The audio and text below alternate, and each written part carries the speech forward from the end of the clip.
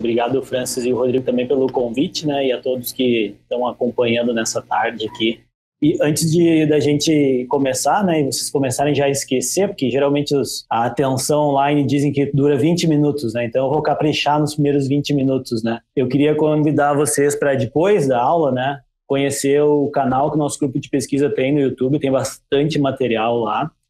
Eu destaco aqui o nosso curso de redação científica, que é a disciplina que eu ministro no pós-graduação nosso aqui, para o pessoal que está mais interessado nas questões de biomecânica, de neuromecânica, controle motor, marcha, locomoção, né? Eu gravei no primeiro semestre desse ano, enquanto estava naquela situação de decisão quanto às aulas, né? Eu preparei um curso de biomecânica sobre conteúdos introdutórios, então pode ser legal também para dar uma lembrada, né? E como o professor Francis mencionou, né, eu fazem 11 anos que eu trabalho aqui na Universidade Federal do Pampa, que era uma universidade nova, né, que foi criada em 2008.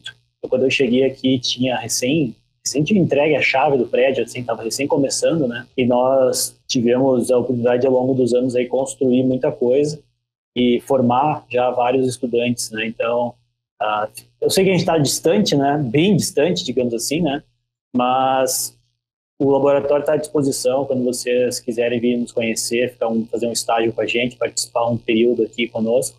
Vão ser muito bem-vindos, né? E tenho certeza que serão bem recebidos também pelos estudantes que trabalham comigo aqui. A gente tem um grupo bem grande porque eu tenho dificuldade de dizer não para os alunos. Quando eles me procuram para participar do laboratório, eu digo, tá, vamos lá. E quando vê, eu estou com 30 alunos, né, no laboratório. E a temática que a gente estuda aqui é a neuromecânica do movimento humano. Então, isso está bem relacionado, né, com a disciplina de base neuromecânica que vocês têm aí no pós-graduação de vocês. E quem trouxe esse conceito, né, que apresentou ele para a comunidade científica, foi o professor Roger Enoka. Né? Aqui embaixo tem a foto que eu tirei com ele quando nós trouxemos ele para uma das edições do nosso simpósio Neuromecânica Aplicada, que acontece anualmente. No ano passado teve a 10ª edição. Essa foto foi tirada em 2015, se eu não me engano, acho que era a 5ª edição, 4ª ou 5ª edição. Ele veio e nos brindou aí com 2 aulas, está no nosso canal do YouTube, inclusive, a aula dele. E neuromecânica, então, ela está relacionada com um campo de estudo que examina como que o sistema nervoso controla o movimento. Então, é uma mescla, né, pessoal, de cinesiologia, com fisiologia, com biomecânica, controle motor, aprendizagem. Eu acho que isso que é a ciência hoje em dia. Ela não é mais uma área só fechadinha, específica, né? Não é só a biomecânica, não é só controle motor. A ciência é a pergunta que vocês querem responder. Então, eu passei muito por isso, e que se vocês têm uma pergunta e precisam de outras áreas para responder, vão atrás das outras áreas, né? Hoje eu não aprendi isso no mestrado e no doutorado, tá? Eu aprendi depois, eu fui correndo atrás e também meus alunos, né, motivando e desenvolvendo os estudos. E hoje no nosso grupo a gente faz experimento desde bioquímica, com amostras de sangue, passando por tecido cerebral de modelo animal, até cinemática 3D, aquela biomecânica mais pura, mais clássica, né? Então acho que essa é uma mensagem inicial importante que eu deixo para vocês que estão aí construindo a trajetória de vocês, né? Se baseiem, se guiem pela pergunta que vocês querem responder e não pela área, que, não, mas eu sou da tal área. Ou minha, sim, primeiro que ninguém é de área nenhuma, entendeu? Vocês estão atuando no meio científico e ninguém é dono de área nenhuma, então não existe minha área, né? É a área que vocês estudam. Então, tenho essa visão ampla que eu tenho certeza que vai beneficiar vocês. Não estou dizendo que é fácil, né? Mas eu digo que vale a pena. E nós temos 4 temáticas centrais de investigação no nosso laboratório, e a primeira vai ser que eu vou falar um pouco mais hoje com vocês aqui, né, que é justamente sobre as adaptações de marcha e postura, principalmente em idosos, na temática que eu estou abordando com vocês hoje, né, mas a gente também tem trabalhado com essas adaptações, né, em relação ao exercício, né, ao pós-exercício e outras populações também. E dentro dessa temática, que é ampla, né, nós estamos bem interessados nas questões de respostas reativas, efeitos agudos do exercício e integração sensório-motor. E hoje o que eu vou falar para vocês, então, é marcha, envelhecimento e neurodegeneração. E aí eu fiquei pensando, né, tipo, esse título ficou meio palavra-chave, né, busca de PubMed. Aí eu resolvi colocar dois pontos, um coquetel perigoso. Tá? Por quê? Porque eu quero hoje instigar vocês a pensar um pouco, né, sobre como que essas coisas se combinam e se de fato essa combinação pode ser ruim ou perigosa. Então, esse é mais ou menos o nosso ponto de largada, né? E eu vou conversar sobre alguns conceitos de envelhecimento e adaptação, de por que a gente tem que olhar a marcha do idoso, né? Se o idoso tem problemas cognitivos, né? Então o que será que acontece? Por que será que ele esquece de como é que se mexe? Ou por que ele para de se mexer, né? E por que ele tem que se exercitar e como se exercitar? E aí aqui eu vou conectar com alguns aspectos também de adaptação neural, adaptação central, que são bem interessantes de não só saber sobre o assunto, mas também quem desenvolve projetos nessa linha aí, quem sabe ter ideias, né? E aí no final eu vou trazer uma mensagem e vou esperar os comentários e perguntas que vocês possam ter. Então vocês viram que eu coloquei no slide inicial uma animação, né, de um bonequinho caminhando. E o que acontecia com aquele boneco, né? Ele recebia um monte de caixas caindo sobre ele ali, né, até que ele caía.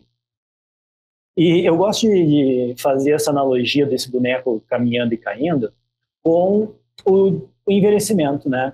Porque à medida que a gente passa os anos, né, e todo mundo quer envelhecer. Eu não conheço ninguém que diz, não, eu não quero envelhecer. Todo mundo quer envelhecer, porque só tem um jeito de não envelhecer. Vocês sabem qual que é, né? Eu acho que a maioria, pelo menos, não está interessada em... Vamos experimentar, vamos ver como é que é, né? Isso passa por adaptações que nós temos no sistema nervoso central, adaptações que nós temos na periferia, nos músculos, né? Adaptações que nós temos no processamento de informação sensorial, adaptações que nós temos a mudança que o ambiente nos oferece, agora me fugiu a palavra aqui, interferência contextual, né? Que pode ser uma interferência bastante simples, como uma calçada mal projetada ou mal feita, ou até mesmo sem calçado. Objetos que podem aparecer, perturbações, né? Desafios até mesmo dentro de casa, que o idoso muitas vezes tem, né? Um tapetinho, um guardanapinho, eles adoram, né? E a gente acaba envelhecendo e gosta de juntar cacareco, né? Então, assim, em casa tem um monte de coisinha, né? Daqui a pouco uma coisa dessa caiu no chão e vocês podem tropeçar, daqui a pouco já tem o neto brincando com alguma coisa ali por perto. O telefone, né? Que hoje em dia, principalmente nesse ano, né, pessoal, de pandemia, o telefone é uma coisa que, ao mesmo tempo que a gente diz, não, mas o pessoal fica muito na internet, é ruim, ao mesmo tempo é bom, né? Porque faz o tempo passar, né? E eu tenho a prova disso na minha família, assim, meu pai vive sozinho, e ele diz, se não tivesse o telefone para se distrair e tal, né? Então, isso ajuda também. Mas, né, é uma perturbação que também acontece. Eles saem de casa, é barulho, é o trânsito, né?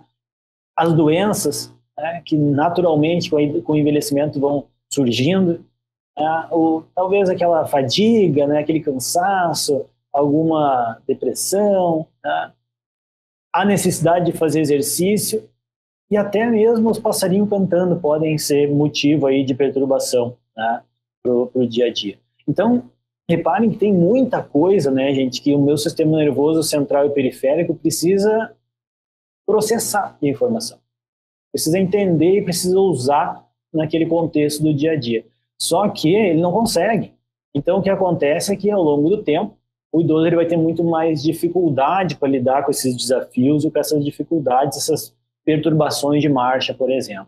E aí a gente tem que pensar numa linha de fatos, né, que acontecem, que é muito importante, né?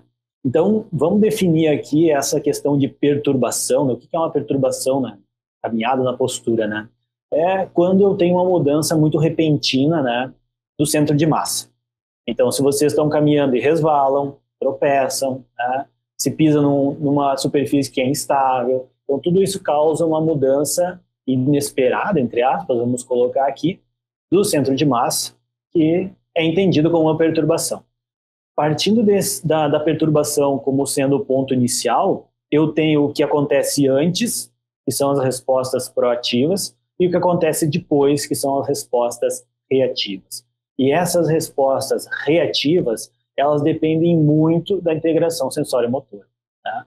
porque eu preciso rapidamente fazer a leitura do ambiente, processar a informação e dar uma resposta. Tá? Então, esse é o foco, a resposta reativa é o foco da maioria dos estudos que eu vou mencionar hoje aqui e principalmente dos estudos que nós desenvolvemos.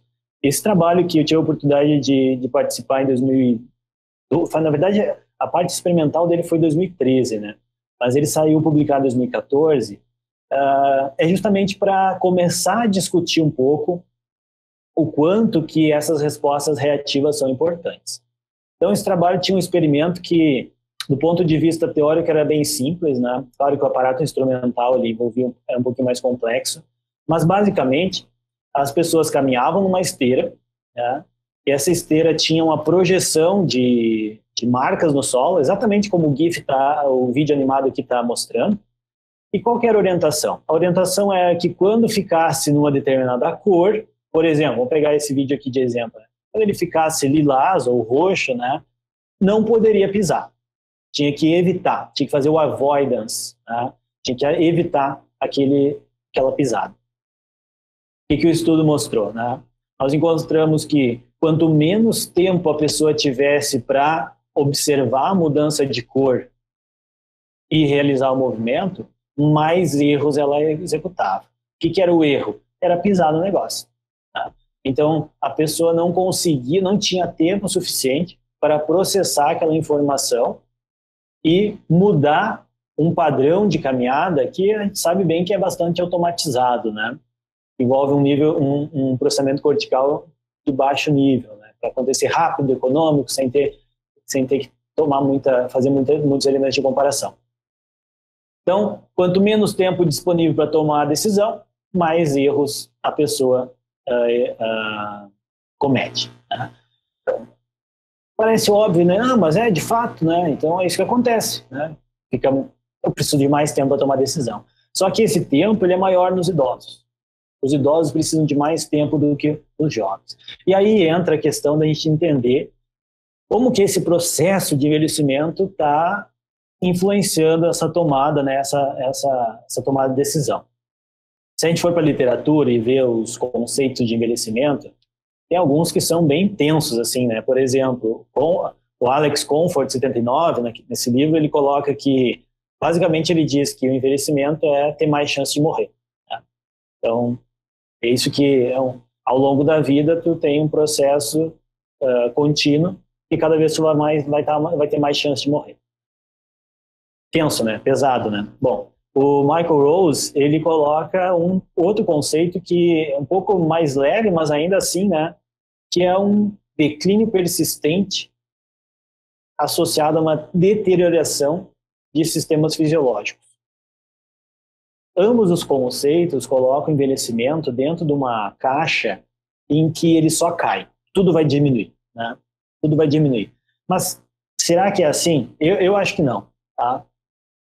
Eu acho que a gente precisa entender o envelhecimento como um processo de adaptação, em vez de um processo de declínio persistente. Tá?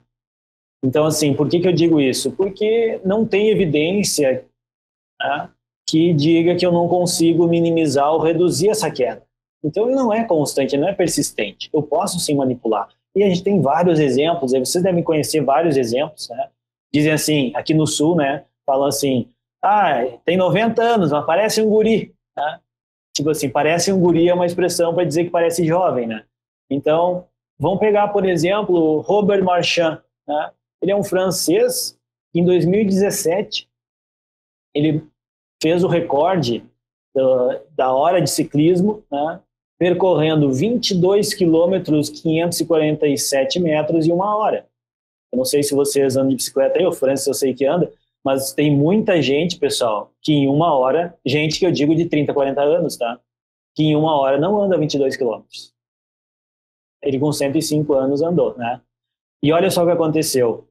Monitoraram ele durante 2 anos, né, antes dele tentar quebrar o recorde, e ele, durante o treinamento, melhorou a capacidade de endurance, melhorou o consumo de oxigênio, melhorou a ventilação, melhorou a potência produzida, melhorou a cadência de pedalada, e manteve a frequência cardíaca estável, que sugere um pouco de economia. E eu pesquisei sobre ele essa semana e ele continua ativo. Ele está fazendo ciclismo indoor agora, porque ele está, né, em isolamento, por causa, tá com medo aí, né, e com razão, né, do coronavírus.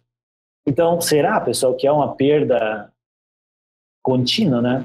E vamos pegar também outro exemplo, uma mulher agora, né, a Deirdre Larcan.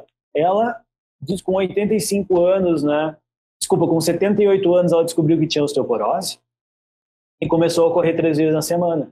Com 85 anos, ela quebrou o recorde de meia maratona. Ela correu meia maratona, que são 21 quilômetros, né? Em 2 horas e 5.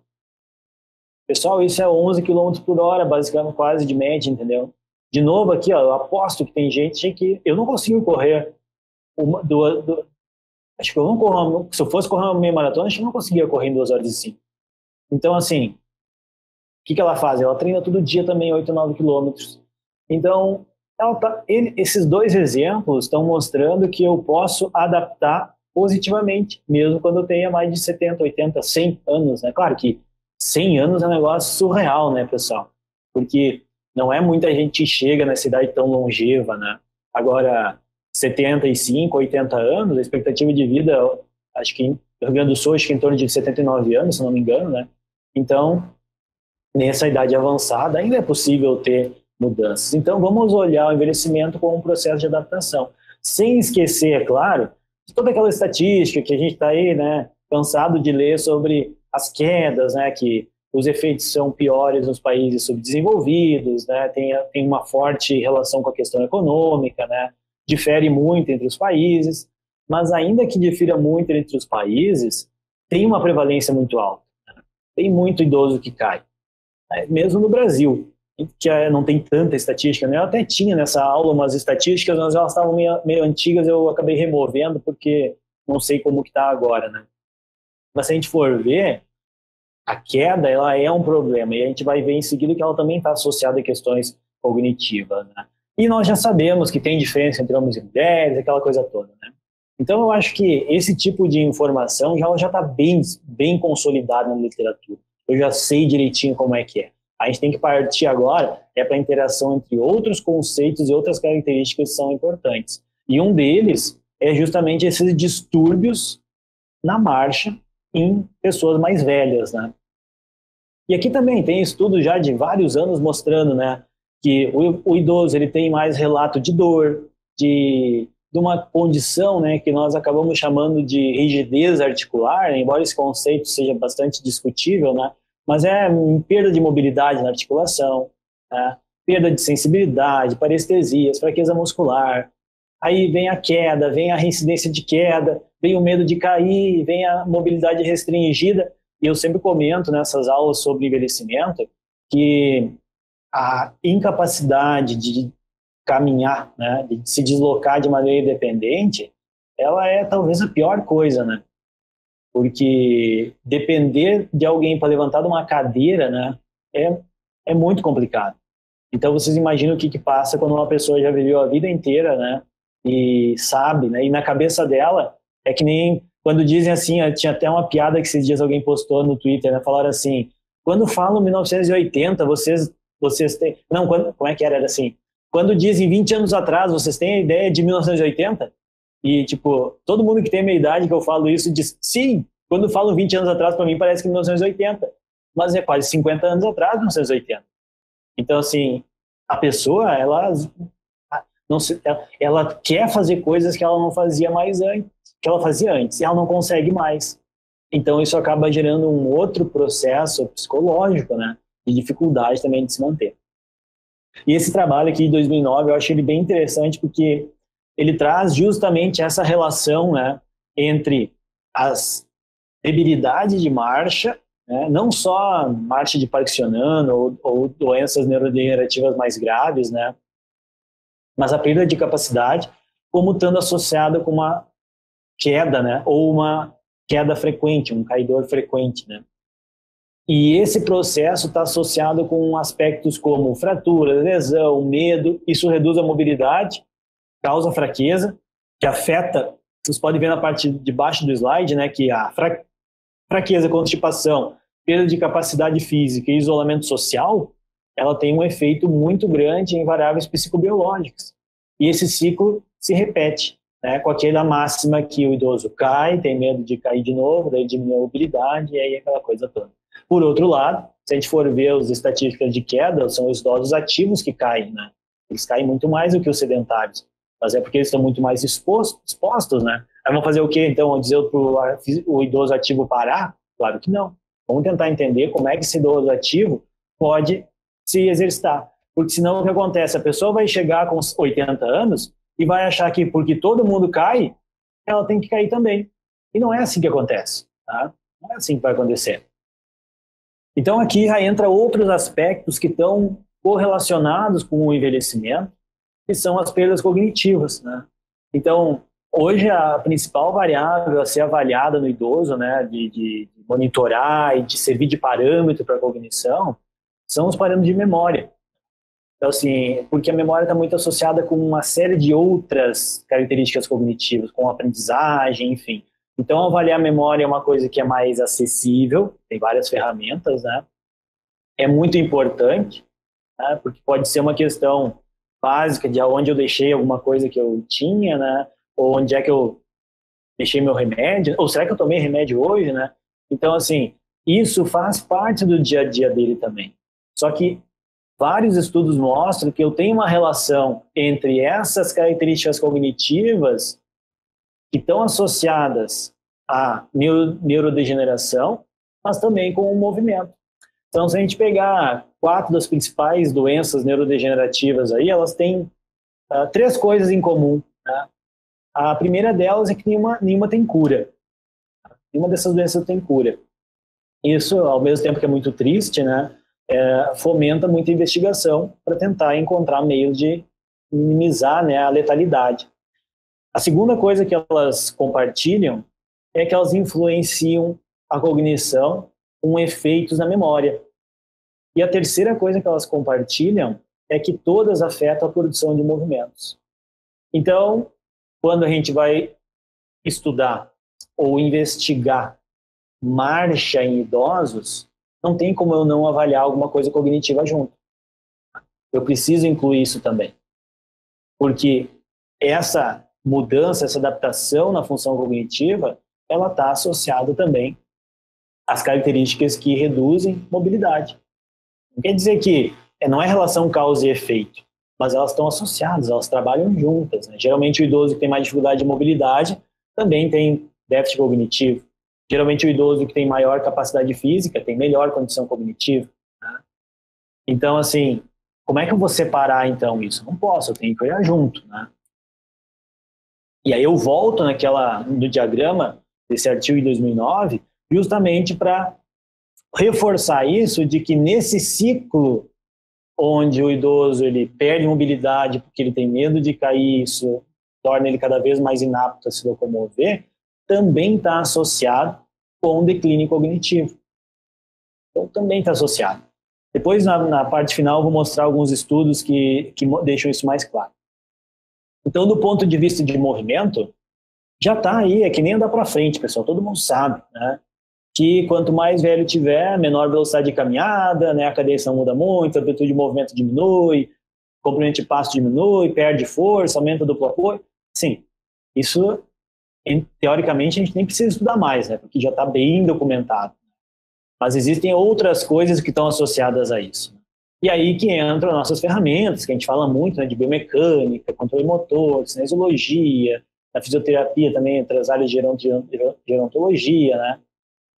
De usar ferramentas que são disponíveis em muitos laboratórios de biomecânica para entender esse fenômeno, né? Entender como que esse ciclo da marcha se adapta no idoso. E, às vezes, eu costumo dizer para meus alunos na aula, né, que usar a ciência no dia a dia clínico, na prática, é muito mais fácil do que a gente faz parecer.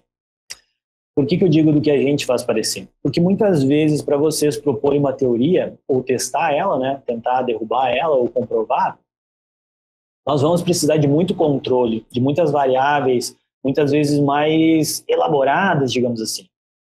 Só que depois de algumas fases do estudo, você já consegue ter medidas mais simples que servem para a atuação no campo. Por exemplo, velocidade de marcha. Eu cito esse estudo do Janda de 2013, mas tem outros vários, né, mostrando a relação entre a velocidade média de marcha do idoso e o risco de queda. E esse estudo, eu acho ele muito interessante, eu sempre uso ele na aula da graduação, nas aulas de cinemática, né, porque o que eles concluem? Eles concluem que o idoso que caminha com velocidade preferida menor que meio metro por segundo, seria em torno aí de 1,8, né, quilômetros por hora, vamos arredondar aí, tipo, perto de 2 quilômetros por hora, ele tem muito mais chance de morrer nos próximos 5 anos. Foi isso que eles mostraram, né? Então, eu sempre falo, vocês vão lá trabalhar com um grupo de idosos, a primeira coisa que vocês têm que fazer é colocar 2 cones 10 metros um do outro e botar esses idosos a caminhar e medir a velocidade. E diferenciar quem tem a P50 para cima e para baixo, né? Porque a partir dali vocês já vão ter um parâmetro importante de intervenção. Agora, claro que esse estudo, ele mostra a aplicação lá da velocidade média da marcha para classificar os idosos. Mas para chegar nisso, tem um monte de outros estudos mostrando por que a velocidade diminui e por que a velocidade ser mais baixa é perigoso. Esse é o tipo de conexão. E às vezes também a gente usa ferramentas na prática para coisas que elas não servem. Por exemplo, na avaliação de idosos, todo mundo usa o Time Up and Go, né? O TUG, o teste de TUG, né? A gente publicou, vai sair agora em seguida esse trabalho, mas tem outro já mostrando isso, que nem sempre o teste de TUG, que teoricamente classifica idosos com risco ou não de queda, né? Ele vai diferenciar os idosos quando eles estão numa situação que aumenta o risco de queda de fato. Então eu pergunto para vocês, caminhando em linha reta, sanado no chão, qual é a chance do idoso cair? Muito baixa. É isso que o TUG faz. Avalia a velocidade média, na verdade. Né? Então, assim, será, né? Agora, se tiver alguma coisa que ele tem que passar por cima, que ele tem que desviar, opa, daí é diferente. Então, tem que estar muito bem claro, pessoal, assim, o que vocês querem olhar nesse sujeito, esse paciente que vocês estão analisando, para saber qual ferramenta vocês vão usar. E para saber qual ferramenta vai usar, é muito importante saber como que o fenômeno se mostra. Então, assim, no idoso, tem já estudos, né, mostrando que eles, por exemplo, perdem capacidade de ativação do tibial anterior, e isso afeta uma variável que é bem relevante para risco de quedas, que é a elevação do pé, né, que no inglês os artigos chamam de toe clearance, né, que é o quanto que o dedo do pé levanta quando está passando por cima de um obstáculo. Né. Além disso, o idoso, ele estende menos o joelho, ele caminha mais com o joelho mais flexionado, né? Muitas vezes também ele faz isso porque ele tem dor, né? Enfim. E isso aumenta a instabilidade na marcha. Isso aumenta a estabilidade. E aí, quando ele aumenta a instabilidade, ele está dizendo o quê? Que as oscilações que o corpo tem são maiores. Aí nós voltamos lá no slide inicial que eu mostrei, que a perturbação, né, está classificada pelo efeito, né, na movimentação do centro de massa. Uma situação de maior instabilidade acaba causando mais movimentos indesejados. E isso pode acontecer, por exemplo, quando eles estão caminhando em um terreno irregular, quando eles estão passando por cima de algo, quando eles tropeçam ou quando eles resvalam, né? Quando o pé desliza no solo, que também é comum com tapetes, coisas assim. Né? Então vejam só que, no final das contas, e aí sim, isso aqui é biomecânica, são variáveis mecânicas que estão sendo quantificadas, né? E eu não preciso, muitas vezes, medir todas elas no campo. Eu posso pegar, sabendo que isso é o fundamento para uma baixa velocidade ser ruim, eu vou lá e aplico o teste para medir a velocidade. E por que é importante, por que eu estou falando aqui, né, do laboratório do campo? Porque é no campo que a gente vê o desafio. Então, é uma calçada, é uma raiz de árvore, é uma escadaria com degraus diferentes, é uma poça d'água, enfim, né? São várias situações no dia a dia aí que as pessoas elas estão sendo submetidas. E eu preciso entender isso, tá? E eu preciso entender como é que ela vai lidar com aquele ambiente que é diferente do esperado. E qual que é o problema?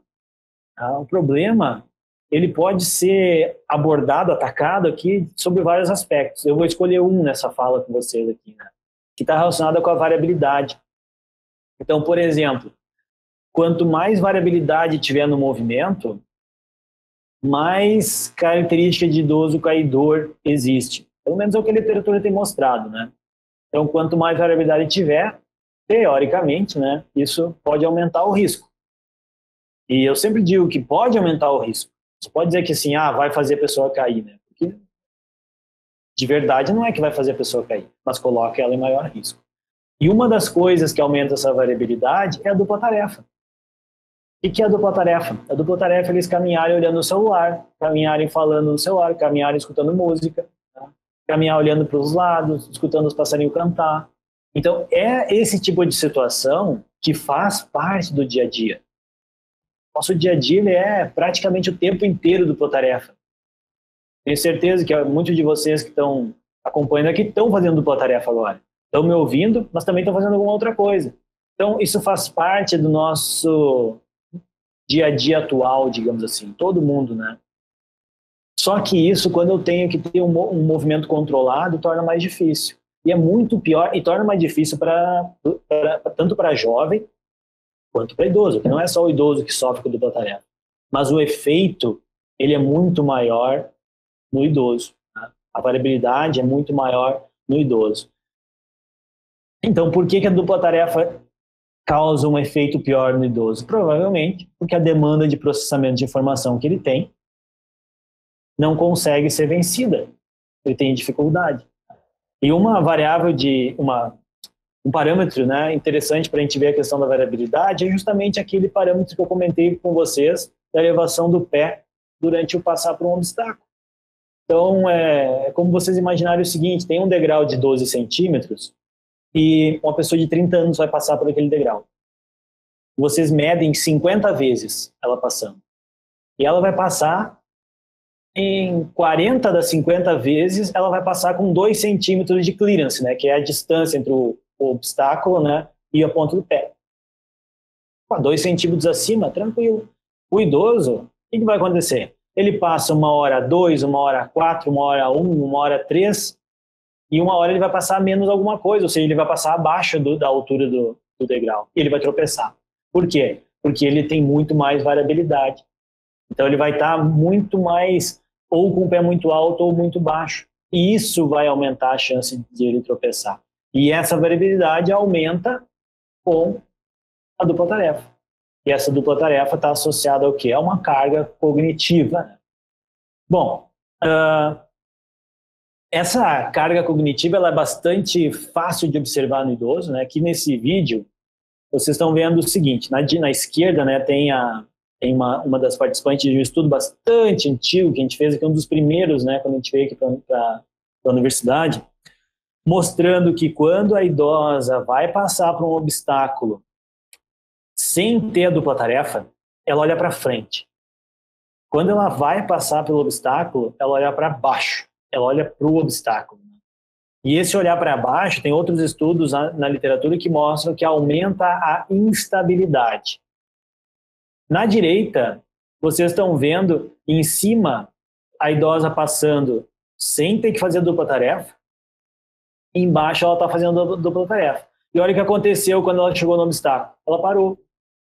Ela parou. Ela não conseguia fazer as duas coisas. O que eram as duas coisas? Caminhar e dizer os dias da semana. Você pode depois fazer o teste, depois da aula aí, né? E vocês vão ver que, de fato, ela se perdia, né? Então, pessoal, uma outra dica que eu deixo já aqui para vocês sempre é, se vocês vão fazer um estudo com o movimento de idosos, coloquem, né, adicionem algum aspecto associado a uma carga cognitiva junto, porque isso vai representar o dia a dia deles. Vocês vão ter uma resposta mais próxima do que acontece, a tal da validade externa, né? E nós investigamos, então, sabendo que isso acontece, né, e que é um parâmetro que afeta a qualidade do movimento do idoso, nós fomos atrás de ver, então, como que eu poderia, né, será que o exercício seria uma forma de minimizar essas perdas, né, essas alterações que o idoso tem durante a marcha. Esse trabalho, né, da professora Eliane Guadagnino, foi a dissertação de mestrado dela, nós mostramos que o idoso que fazia exercício, independente de qual exercício, ele tinha melhores capacidades de negociar com obstáculos na marcha. Então, claro que se vocês pensarem assim, se o idoso tem hipertensão, tal exercício é melhor. Se ele é diabético, tal exercício é melhor. Só que quando o negócio é mobilidade, talvez o que importa é ele ser fisicamente ativo. Não necessariamente ele ter uma característica ou outra de treinamento. Né? Porque esses idosos aqui, eles eram ativos. Era isso que eles eram.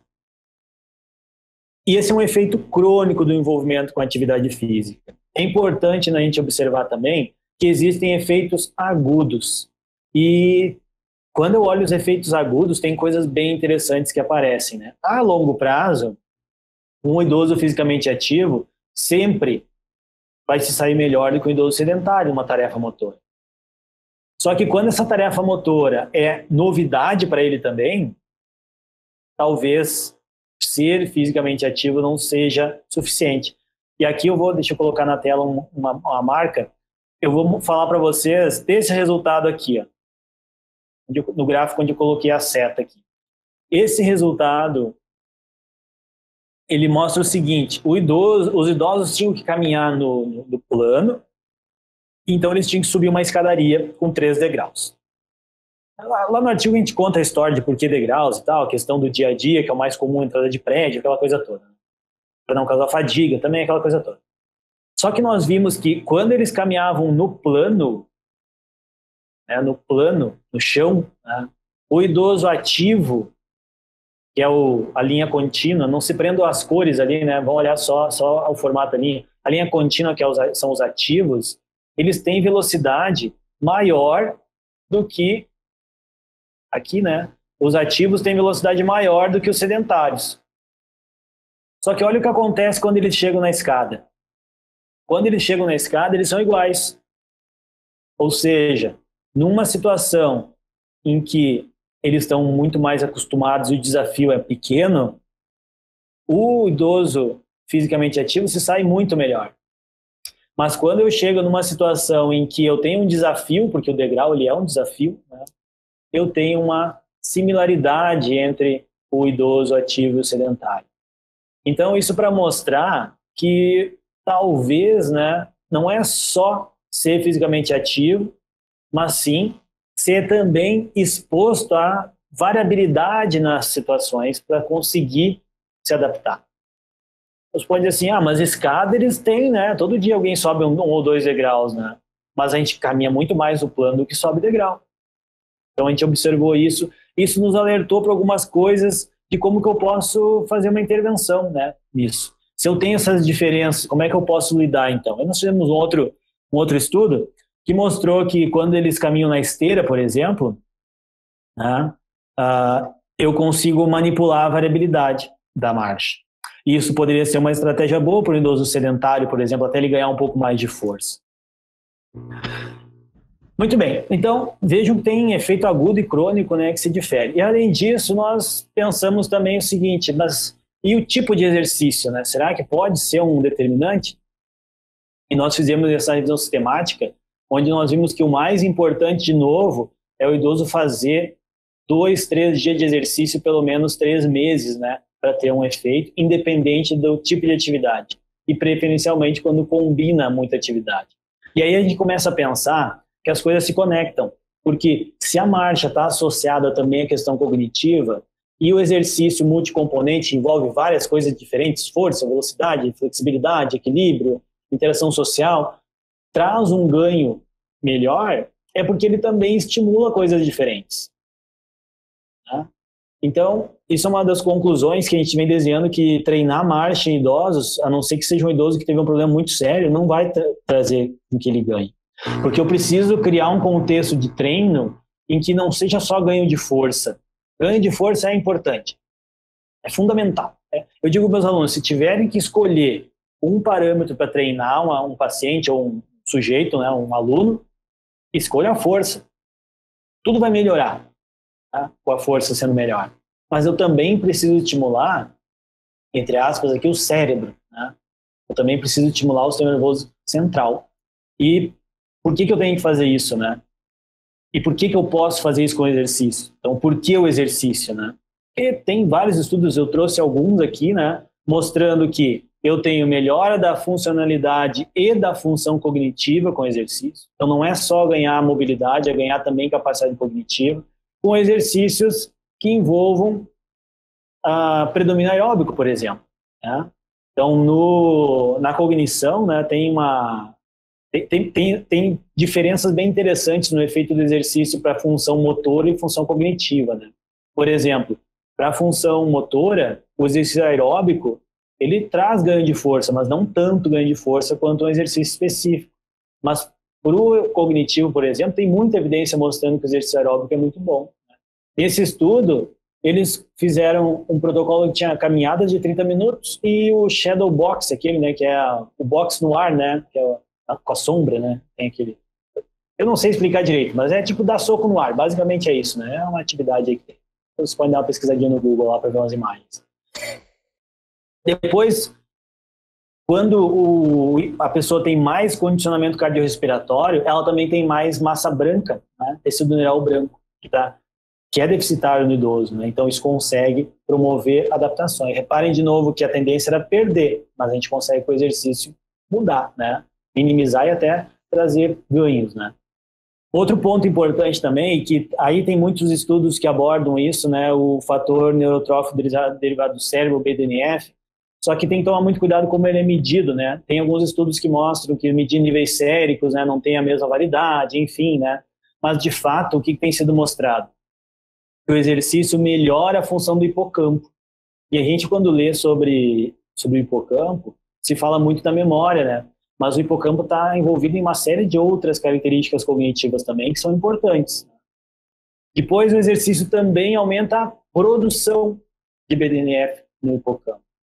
Então, ele é capaz de modular, ele serve como um estimulante do sistema nervoso central. Então, esse slide já seria suficiente para convencer, né, de que o exercício melhora a condição cognitiva e talvez o porquê disso, né? Só que aí vem estudos mais recentes que trazem ainda mais tempero para isso. Por exemplo, dizendo que diferentes tipos de exercícios podem ter efeitos em diferentes áreas cerebrais. E isso é muito importante também porque isso estimula a neurogênese, estimula novas conexões, novas sinapses. E isso acaba tendo um efeito no dia a dia, porque não é só lembrar alguma coisa que o idoso vai precisar. Ele também vai precisar ter atenção seletiva, ele também vai precisar ter melhor tempo de reação, e ele vai ter que conseguir, então, melhorar, em geral, o que a gente chama de funções executivas, né? Quando envolve isso de atenção seletiva, tempo de reação, memória, tomada de decisão. Porque é o dia a dia dele, é isso que ele precisa, quando ele tem que atender o telefone, quando ele tem que apertar um botão, quando ele tem que lembrar de alguma coisa. Nós fizemos um levantamento, um tempo atrás, de estudos que tivessem abordado o efeito do exercício, né, na memória de longa duração do idoso, que é uma das mais estudadas, né? E tem muita coisa publicada, e nós encontramos alguns resultados bem interessantes em termos de recomendação de exercício. Por exemplo, para ter ganho de memória a longo prazo, nós precisamos de exercícios de 2 a 3 vezes por semana, por pelo menos 2 meses e meio, com intensidade moderada a alta e preferencialmente não caminhando. Então, quando a gente fez aquela outra revisão sistemática com o efeito do exercício na marcha, nós vimos que a intensidade não era um fator determinante para ter os ganhos na marcha, mas para ter o ganho cognitivo, sim. Então, eu preciso ter um controle de intensidade para conseguir ter um efeito cognitivo suficiente.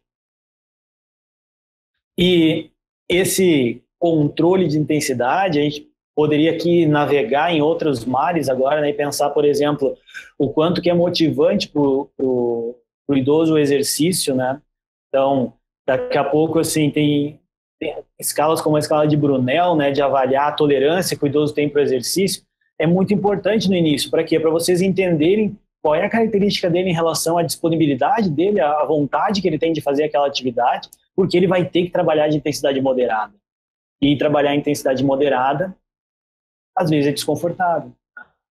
Só que quando ele começa a manter isso por muito tempo e entra numa fase de exercício de endurance, por exemplo, os estudos mostram que aqueles idosos que fazem exercício de endurance por muito tempo, eles têm uma condição de tecido neural melhor. Ele tem uma condição de melhor. Então, isso aqui justifica não só uma intervenção de curto prazo, mas a manutenção do estilo de vida fisicamente ativo. Então, acho que isso justifica muitas vezes, né, por que a gente discute que nós devemos focar no estilo de vida da pessoa e não na característica dos últimos 6 meses dela, por exemplo. Às vezes os estudos fazem assim, aplicamos IPAC nos últimos 6 meses e tal, né, último ano e tal. Será que aquilo é suficiente para dizer? Né? Considerando que daqui a pouco, se ele tinha um histórico pregresso de atividade física, pode ser que ele tenha um resultado bom ainda. Né? E tem alguns estudos, né, um deles é esse do John Alzheimer's Disease, aqui, antigo já, que mostra que esse aumento, né, da massa cinzenta do tecido neural estaria associado a maior gasto energético. Então, exercícios que gastam mais energia promoveriam, né, um maior aumento nesse ganho. Então, isso poderia explicar por que o exercício de endurance, né, pode ter um efeito principal. Nós, ao longo dos anos, aí, investigamos alguns aspectos desses mecanismos com modelos animais, né, para tentar quantificar alguns parâmetros de bioquímica, de fisiologia, enfim, mostrando que, de fato, quando eu controlo a intensidade moderada, o ganho cognitivo ele acontece. Claro que aqui os modelos que a gente analisa, hipocampo e cérebro, enfim, são em ratos, né? Mas o modelo de roedor é um modelo que tem uma translação bastante já difundida, né, para os mecanismos de aprendizagem humanos também, né? Então, assim, tem evidência, pessoal, para mostrar que eu tenho associação entre a capacidade de locomoção, a capacidade de função cognitiva, tá? E a capacidade de não só ver o envelhecimento como um processo de perda, mas ele como um processo de adaptação a uma mudança e talvez até uma adaptação positiva, né, de melhora. E no geral, a gente pode dizer que o exercício ele vai ajudar nesse contexto, né, nesse coquetel aí, né, se ele tiver uma intensidade pelo menos moderada para garantir ganhos cognitivos, se ele for feito a longo prazo e se ele não for caminhada, né, porque os estudos que fazem só caminhada não têm muito sucesso aí de encontrar benefícios para o desenvolvimento cognitivo. Então, se a gente for pegar essa conexão entre adaptações de envelhecimento, função, né, e função muscular e função cognitiva, eu poderia ensinar para vocês com algumas afirmações, né? A primeira é óbvio, né, que idosos que têm deficiência de marcha, eles têm maior risco de queda, né? Então, ok. O que a gente tem que fazer? Fazer a primeira queda, né, do idoso não acontecer o mais tarde possível. Por quê? Porque a primeira queda é um trigger muito importante para ele diminuir a mobilidade. Lembrar que por mais que um idoso seja fisicamente ativo, quando eu tenho uma situação de perturbação aguda na marcha, muitas vezes o fato de ele ser fisicamente ativo não é suficiente para ele diferenciar de um idoso sedentário. Então, quando eu faço uma intervenção com um idoso, é muito importante eu também trazer esse elemento da perturbação, da novidade, né, da variabilidade para ele ter que lidar. Pelo menos 3 meses de treino são necessários, né, para melhoras tanto motoras quanto cognitivas nesses idosos. A intensidade do exercício afeta de maneira diferente a função motora e a função cognitiva. Então, como a função cognitiva requer um controle mais estrito, né, mais sério da intensidade, talvez seja interessante, tá, ter esse controle sempre. A dupla tarefa, mesmo uma dupla tarefa simples, como recitar alguns números, enfim, falar dias, responder perguntas, desculpa, ela é muito importante não só para o treino, mas também para a avaliação do idoso. Então, se vocês vão avaliar ele com dupla tarefa, treinem ele, né? Façam intervenção de vocês também com dupla tarefa para ver se aquilo vai ter um efeito. Essa condição de perturbação, né, ela, se avaliada considerando respostas reativas, vocês conseguem aplicar melhor os resultados na prática do que simplesmente dizer o que acontece, mas sim tentar entender como que o idoso gerou aquela resposta, qual foi a estratégia que ele usou para não tropeçar ou para não cair, enfim, ele aumentou a passada, ele aumentou a largura do passo, ele diminuiu a velocidade, o que está acontecendo, né?